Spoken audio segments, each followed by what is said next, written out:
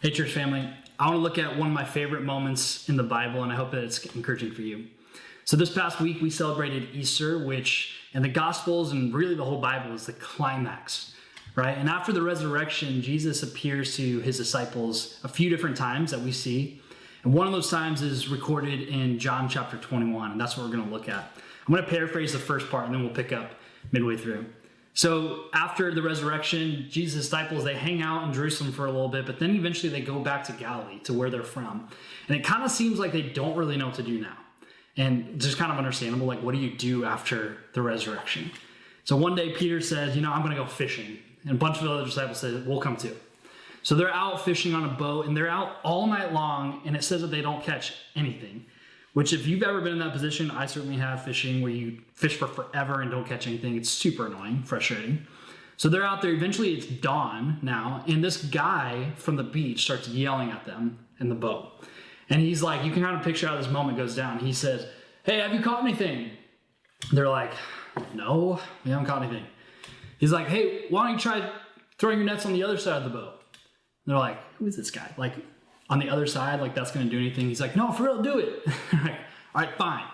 So they throw it. That's my paraphrase, by the way. They throw their nets over to the other side of the boat, and then it says that they can't haul the nets in because of the large number of fish. And John turns to Peter and he says, "I think that's Jesus." And Peter, as only Peter would do, immediately jumps over the side of the boat and starts swimming toward Jesus. And in verse 8, I love that this verse is even in the Bible. It says that the disciples followed in the boat, towing the net full of fish, for they were not far from shore, only about 100 yards. I think it's hilarious that John includes this. Like, he's kind of saying, Peter, you didn't really need to jump in the water. We weren't that far. It'll been fine. But you do you, man. And so they get to the shore. Peter's soaking wet. Everybody else is dry. And Jesus is there, and he's cooking breakfast for them on the beach. And it says that he's cooking over a charcoal fire. And that charcoal fire is actually really significant because, believe it or not, there's only one other place in the whole Bible where a charcoal fire is mentioned. It's just 3 chapters earlier in John chapter 18, in the courtyard of the high priest's house where Jesus was brought after he was arrested. And Peter was there, and this was the same courtyard where Peter denied that he even knew Jesus 3 times. And so you have to wonder, as Peter walked on the beach and he smells the charcoal, is he brought back to that moment and the shame that he felt right afterward? We're going to pick up in verse 15. Here's what it says. After breakfast, Jesus asked Simon Peter, "Simon, son of John, do you love me more than these?" "Yes, Lord," Peter replied. "You know that I love you." "Then feed my lambs," Jesus told him. Jesus repeated the question, "Simon, son of John, do you love me?" "Yes, Lord," Peter said. "You know I love you." "Then take care of my sheep," Jesus said. The third time he asked him, "Simon, son of John, do you love me?"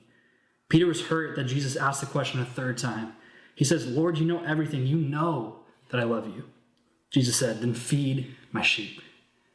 3 questions for 3 denials. And in this moment, I would imagine that by the 3rd time, it finally hit Peter. And that shame that he had felt started flooding back to him. But Jesus wasn't shaming or punishing Peter in this moment. He wasn't trying to rub his nose in his sin. Actually, quite the opposite. In this moment, Jesus is reinstating Peter, the rock on which his church was now going to be built. And he was giving his disciple a first-hand experience at the kind of forgiveness that he had just suffered and died in order to offer to the whole world. He was giving that to Peter. A few years ago, I got to travel to Israel, and I actually got to visit the very beach where they believe that this moment happened, on the shore of the Sea of Galilee. And I remember I was sitting on that beach, and I had this like face-to-face encounter for the first time with how outrageous and crazy and incredible Jesus' forgiveness truly is. And I remember I picked up this rock actually from the beach, and I pulled out the pen that was in my pocket, and I wrote on the other side of this rock on the bottom that Jesus can forgive anyone at any time for anything. Let those words soak in for a second. Jesus can forgive anyone at any time for anything. If there's better news that's out there, I haven't heard it yet. that Jesus can offer this kind of radical, outrageous forgiveness for you and for me. But just like Peter, I think sometimes it requires us to jump out of the boat of our shame and get to Jesus. A few decades after this moment on the beach, Peter would write these words in 1 Peter chapter 2. He says this: "He himself, Jesus, bore our sins in his body on the cross so that we might die to sins and live for righteousness. By his wounds you have been healed. For you were like sheep going astray, but now you have returned to the shepherd and overseer of our souls."